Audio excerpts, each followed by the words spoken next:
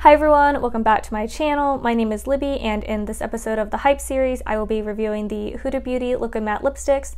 Now these were newly formulated this year and just came out a couple weeks ago. They claim to have an 8-hour wear, 1-swipe application, and to be transfer proof. I will be putting all their claims to the test for you, and I'll be swatching 2 different shades. I have Bombshell and Icon. I'll walk you through the application, I'll do a transfer proof test, and I'll also show you what the product looks like in natural light so that you can see what it looks like, in front of more studio light versus direct sunlight and all that good stuff. And then at the end, I'll let you know my thoughts, whether they're overhyped or worth the hype. If you've been curious about the newly formulated Huda Beauty liquid lipsticks, then keep on watching.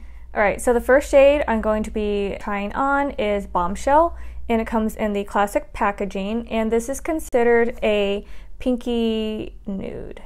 So there's nothing on my lips currently, and I am going to line them. I used a little bit of like a lip balm earlier, but I wiped it off because I don't want any other products interfering. So we're actually going to go with the Huda Beauty Lip Contour 2.0 in Honey Beige, and this came in my Sephora Favorites lip favorite set. Let me zoom everyone in. I don't tend to overline my lips very much at all. Okay, they're lined. I'm not even sure if you can tell, it's a pretty light lip liner, and normally with lip liner I go in with the whole lip, but obviously for this I want to try to see the pigment for the liquid lipstick itself, so I just did the perimeter. So here's what it looks like in the packaging. It's very sleek, has like a frosted tube. So one thing I already noticed is it is pretty pigmented. It's hard to see on the applicator, but basically there's a little bit of product on the doe foot, so I'm just actually gonna wipe it off a little bit because even that extra is too much. So I'm just going to go in. I'll start on the bottom first.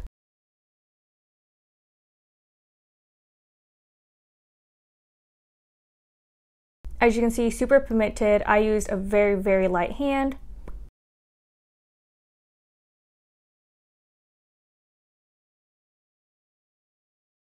It goes on very smooth. It feels comfortable when you apply it. It does dry down. But yeah, I think it looks really good. This is actually a shade I was a little bit concerned that might be too light for me, but I think it looks great. And you really don't need too much product at all. Like I said, make sure you wipe off any excess because it's just gonna be too much. You only need 1 swipe. So we'll let that dry down a little bit and then we'll do the transfer test. So it's not completely transfer proof.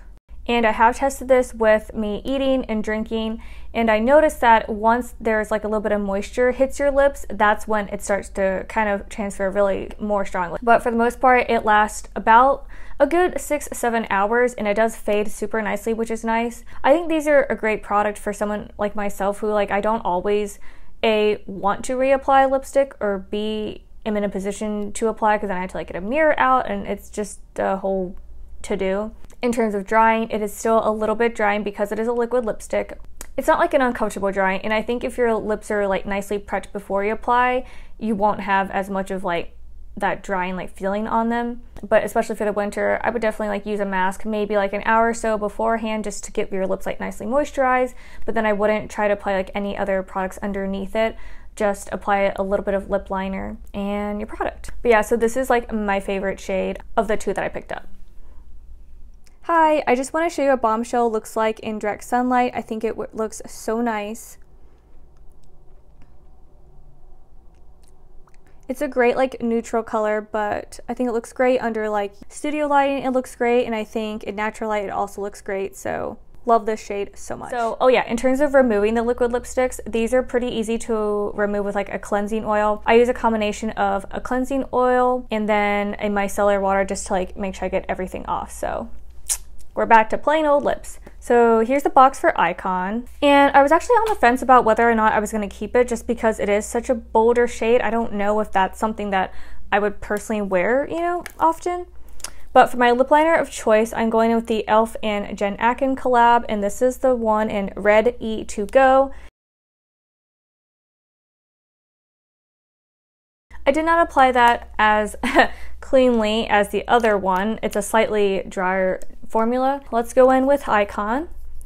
Again, I'm going to wipe off any excess because you do not need a lot. So that's one thing that's really nice. They really are 1 swipe.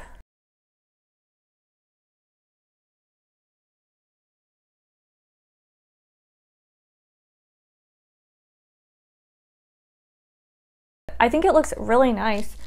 And what I like about these is they're really easy to apply, so I think they're pretty beginner friendly, which is super nice. Hello, so this is Atkin in direct sunlight. I'm just standing in front of my window. Again, it's a beautiful shade, definitely darker than I normally gravitate toward. I'll go ahead and do a transfer proof on this one as well. So you can kind of see like where it like kind of transfers on my hand. Again, the transfer is not terrible, but no, it's not 100% transfer proof.